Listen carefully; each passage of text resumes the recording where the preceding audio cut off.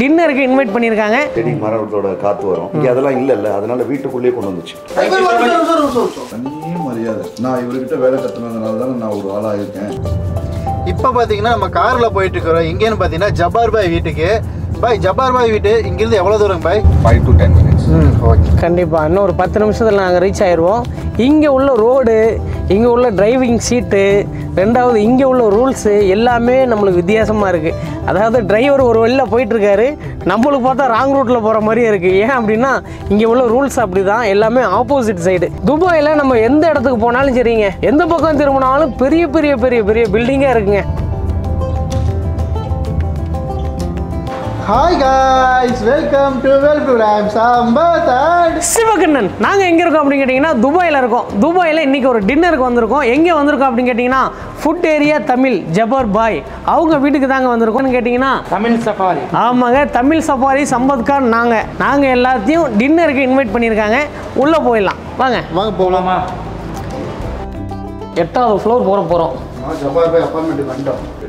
8வது ஃப்ளோர். டோட்டலாக இங்கே பார்த்தீங்கன்னா 12 மாடி வரைக்கும் இருக்குதுன்னு நினைக்கிறேன் இந்த பில்டிங்கு. அது போக அண்டர் கிரவுண்டு பார்க்கிங் கிட்டத்தட்ட 2 பார்க்கிங் இருக்குது. B1 B2 அப்படின்ருக்கு.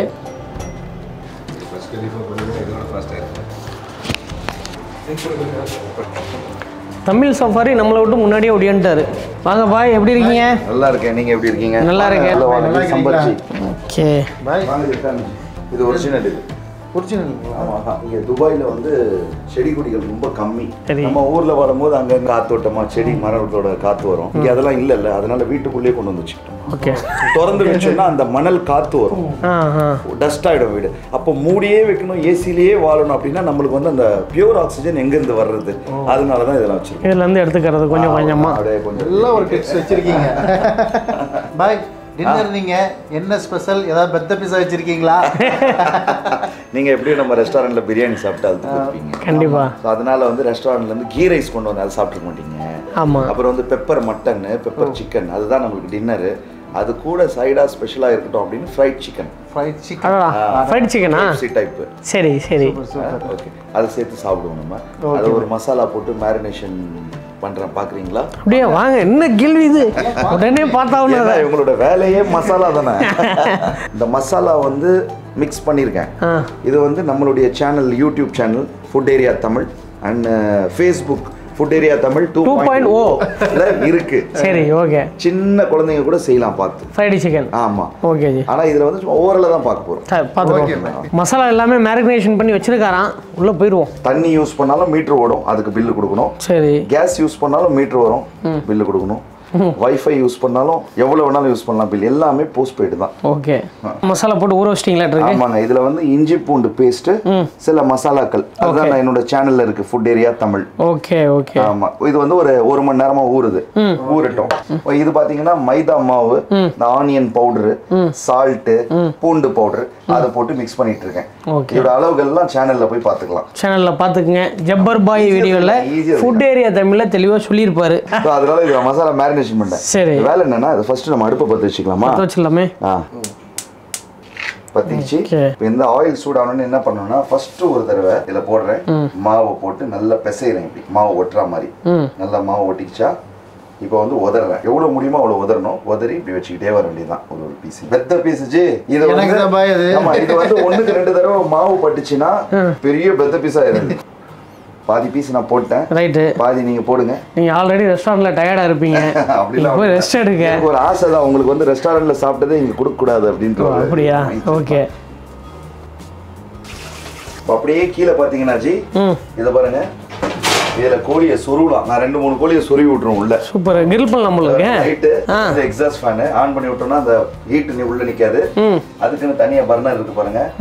கீழே ஏரியும், இங்க மேல ஏரியுதுல, இது பாட்டம்ல ஏரியும். கிரில் சுத்திக்கிட்டே இருக்கும். கிரில் நானே மசாலா மேரினேஷன் பண்ணி சொருவி விட்டுறது. அது வந்து கரெக்டா 45 மினிட்ஸ்ல ஸ்லோவா சுத்தி சுத்தி சாஃப்டா இருக்கும். அப்படியே எடுத்து சாப்பிடுவோம். அரபி எல்லாருமே வந்து அந்த கிரில் பண்ணி சாப்பிடுறது ரொம்ப லைக் பண்றாங்க. அவங்க வந்து அந்த காலத்துல இருந்தே சுட்டு சாப்பிட்டு பழக்கம். காரம் அதிகமா யூஸ் பண்ண மாட்டாங்க, உப்பு அதிகமா யூஸ் பண்ண மாட்டாங்க. அவங்க கறி வந்து வேக வச்சு சாப்பிடணும். அதுக்கு என்ன பண்ணணும், அதுல வந்து நெருப்பு கங்கம் போட்டு சுட்டு சாப்பிடுவாங்க. இப்போ கூட அவங்க ஸ்பைசி ஆமா ஆமா ஆமா அரபி ரெஸ்டாரண்ட்ல நீங்க போனீங்க பாத்தீங்கன்னா அப்படியே மெல்டா. ஆமா அது ஒண்ணுமே தெரியாது. அவங்க வயிறு ரொம்ப கறி சாப்பிடுறாங்க. மசாலாவே எல்லாம் சாப்பிடுறாங்க நம்ம கடை. ஆனா அதுவும் ஒரு அவங்களோட ட்ரெடிஷனல். ஆமா ஆமா அவங்களுக்கு இது சாப்பிட்டா பிடிக்காது, நம்மளுக்கு அது சாப்பிட்டா பிடிக்காது. அவங்க அந்த மாதிரியே பழகிட்டாங்க, நம்ம இந்த மாதிரியே பழகிட்டோம். நம்ம என்னன்னா மசாலாலேயே ஊறிட்டோம்.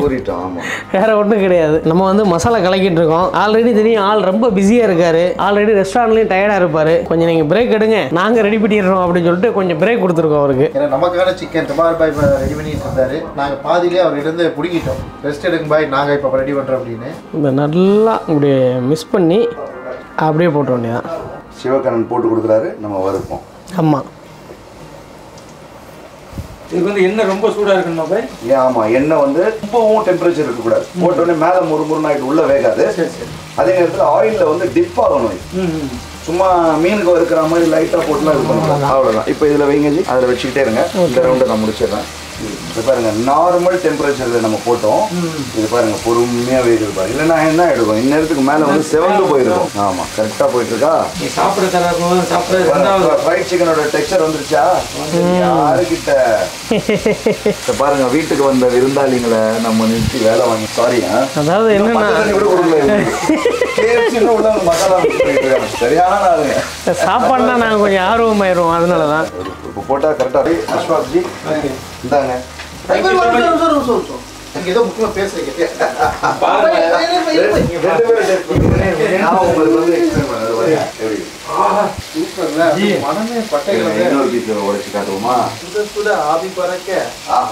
ரெஸ்டாரண்ட்டுக்கு வெளியே இருக்குல்ல அவுட், அதுல வந்து ஏசி பாக்ஸிங் மாதிரி செட் பண்ண போறோம் உட்காந்து டைனிங் சாப்பிட்றதுக்கு. ஸோ அப்படி இருக்கும்போது வெளியில கிரில் சிக்கனும் கொண்டு வர போறோம், ஃப்ரைட் சிக்கனும் கொண்டு வர போறோம். அப்போ பண்ணுவோம்.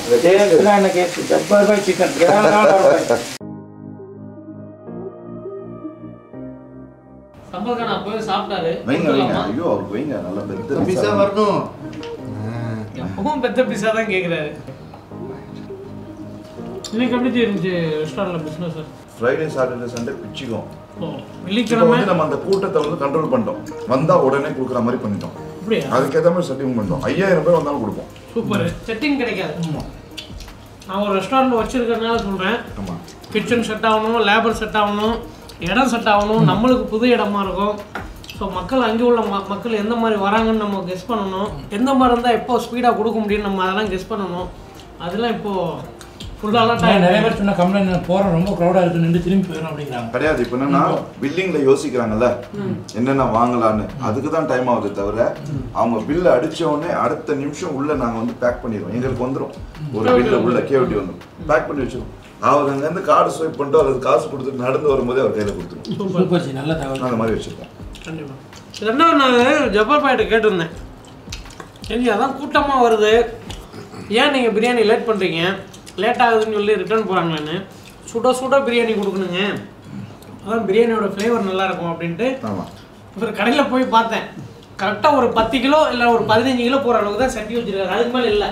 25 கிலோ சட்டியும் வச்சுருக்கோம், 15 கிலோ வச்சுருக்கோம். எப்படின்னா ஸ்டார்டிங்கில் 25 கிலோ ஏற்றிடுவோம். அது காலி ஆகிறதுக்குள்ள என்ன பண்ணுவோம், 5 10 அப்படி போட்டு கொடுத்துட்டே இருக்கும். வீக் டேஸில் மறுபடியும் 25 போடலாம். அது வீக் டேஸில். இது வீக்கெண்டில் எல்லாமே 25 தான். இப்போ நான் நாளைக்கு சனிக்கிழமை நான் என்ன சொல்லிட்டு வந்திருக்கேன் தெரியுமா, காலையில் வந்தவுடனே 2 25 கிலோ மட்டன், 2 25 கிலோ சிக்கன், ஒரு 25 கிலோ ஆம்பூர் மட்டன் இறக்கிடுங்க. அதே மாதிரி இன்னொரு ரவுண்டும் இறக்கி 11 மணிக்கு ரெடியாக வச்சுருங்க. 250 கிலோ பிரியாணி. இந்த 250 காலி ஆகிறதுக்குள்ள ஒரு சட்டியா எது காலி ஆகுது அது எடுத்து அப்படின்னு தான் இன்ஸ்ட்ரக்ஷன் கொடுத்து வந்துருக்கேன். கீ ரைஸ் நம்ம ரெஸ்டாரண்ட்டு, மட்டன் கிரேவி இது ஒரு ரெஸ்டாரண்ட்டில் செய்கிறது தான். Chicken gravy, pepper chicken gravy, pepper mutton gravy, நெய்ச்சோறு. நான் நைட் எதுக்கு ஹெவியாக பண்ணணும் அப்படின்னு, இதுவே ஹெவியாக பார்க்குறவங்க யோசிப்பாங்க, இது ஹெவியாக யோசிப்பாங்க. முதல்ல சம்பச்சிலேருந்து ஸ்டார்ட் பண்ணணும். நீங்கள் பண்ணுறேன், நானே வைக்கிறேன். இதில் பெத்த பீஸ்லாம் இல்லை, பரவாயில்ல ஜி, மற்றதில் இருக்குது இல்லை. சம்பக்கான் ரைஸ் போடும்போது எப்பவுமே கம்மியாக போடுங்கன்னு கம்மியாக போடும்போது இல்லை பரவாயில்ல போடுங்க, கம்மியாக போடுங்க, இதில் கம்மியாக போடுங்க, கொஞ்சமாக போடுங்க. ஏன் சம்பக்கான் அப்படியா?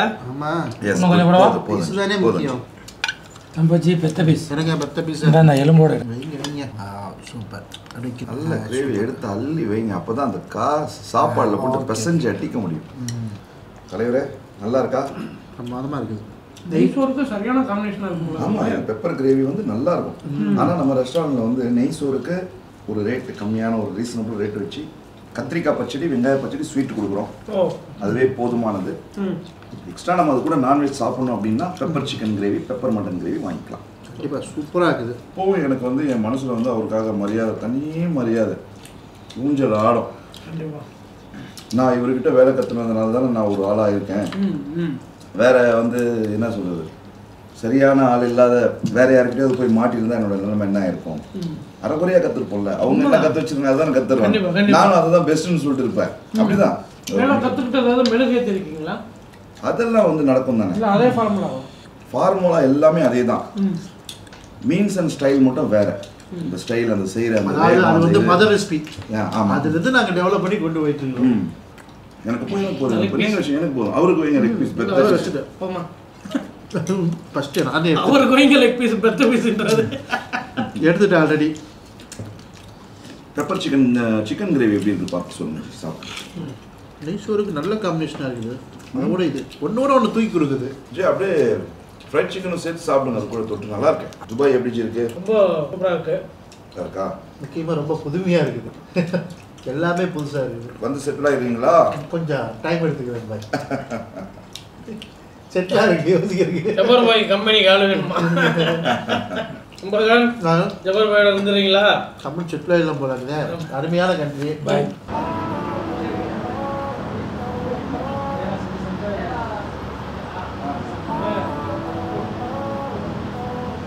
நல்லா திருப்தியாக சாப்பிட்டோம். அப்படியே ஜப்பர் பாய் ஃபேமிலியை நாங்கள் பார்க்க போகிறோம்.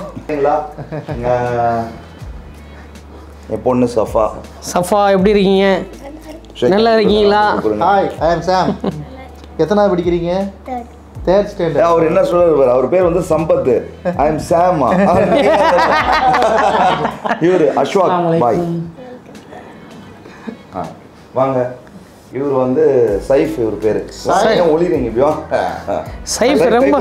சைஃப் ரொம்ப இதுவா இருப்பாரு போல இருக்க. ரொம்ப ஷையா சைலண்டா இருப்பாரு. சைலண்டா. வீடே இவர் தான் ஆள்றாரு. சைஃப் சம்பத் கான். இன்னும் ரெண்டு பேரும் ஒரே ஹைட்டா இருக்கீங்க. இன்னும் ரெண்டு பேரும் ஒரே ஹைட்டா இருக்காங்க. செமையா இருக்கு ஹேர் ஸ்டைல்.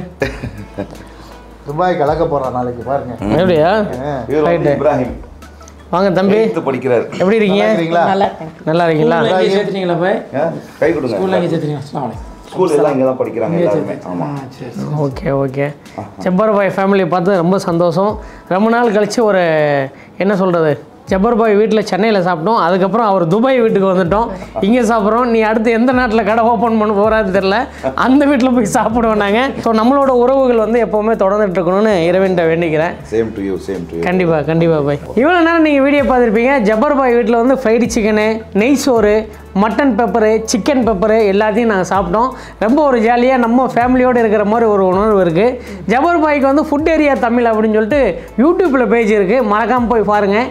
ஃபேஸ்புக்கில் பார்த்தீங்கன்னா ஃபுட் ஏரியா தமிழ் 2.0 அப்படின்ட்டு ஃபேஸ்புக்கில் பேஜ் இருக்கும். அதையும் மறக்காமல் போய் ஃபாலோ பண்ணிக்கிங்க. அவங்க சேனல் லிங்க் வந்து டிஸ்கிரிப்ஷனில் கொடுத்துறேன், மறக்காமல் ஃபாலோ பண்ணிக்கிங்க. சம்பத் கான். ஆமாங்க, இன்னைக்கு துபாயில் பார்த்தீங்கன்னா நாங்கள் எங்கள் சொந்தத்தோடு இருக்கிற மாதிரி இருக்குது. துபாயில் ஜப்பர் பாயோட ஃபேமிலி இருக்கிறது. அதை நினைக்கும் போது ரொம்ப ஹாப்பியாக இருக்குது. எங்களுக்கு துபாயில் ஒரு ஃபேமிலி இருக்குதுன்னு நினைக்கும் போது சந்தோஷமாக இருக்குது. என்ன சொல்கிறதுனே தெரியல, அந்த அளவுக்கு ஹாப்பியாக இன்னைக்கு ஃபீல் பண்ணுறேன். சரி அழுவாதீங்க. தேங்க்யூ. எப்போ வந்தாலும் நான் இங்கே துபாயில் இருக்கேன். கண்டிப்பாக அந்த நம்பிக்கை தான் நாங்கள் இங்கே வர போகிறோம். இது மட்டும் கிடையாது, நாங்கள் இங்கே வந்ததே பார்த்தீங்கன்னா ஜப்பர் பாய் தான் எங்களுக்கு டிக்கெட் போட்டிருக்காரு. ஜப்பர் பாய் தான் எங்களுக்கு ரூம் அரேஞ்ச் பண்ணி கொடுத்துருக்காரு. இது எல்லாமே இவரோட அரேஞ்ச்மெண்ட் தான். இல்லை, இதில் என்ன விஷயம், நாங்கள் கோயம்புத்தூருக்கு 1-2 தடவை போயிருக்கோம். இவங்க நல்லா நம்மளை கவனிச்சுக்கிட்டாங்க, ஒரு அன்பாக நடந்துக்கிட்டாங்க. இப்போ நம்ம வந்து எவ்வளோதான் வந்து மேலே போனாலும் நம்ம பழைய நண்பர்களை நம்ம மறக்கக்கூடாது. அதே மாதிரி தான் மிஸ்டர் அஸ்வாக்கு. இவரும் வந்து நம்மளை வந்து தொண்டிக்கு போகும்போது 1-2 தடவை போகணும் நல்லா கவனிச்சுக்கிட்டார். ஸோ அதனால் 2 பேரையும், இந்த 2 Tamil safari, world food tube, இவங்களை அப்படியே இந்த டீமை நான் கூப்பிட்டு துபாயில் விருந்து வைக்கணும், என் செலவில் கூப்பிடணும், ஒரு 10 நாள் இவங்களை வைக்கணும்னு ஆசை. ஸோ அதை தான் நான் பண்ணேன். பெருசாக ஒன்றும் பண்ணிடல. இந்த அன்பு வந்து கடைசி வரைக்கும் நீடிக்கணும். கண்டிப்பாக, கட்டாயம். இன்னொரு டிஃப்ரெண்டான வீடியோவில் மீட் பண்ணுறோம். இந்த வீடியோவை ஷேர் பண்ண மறந்துடாதீங்க.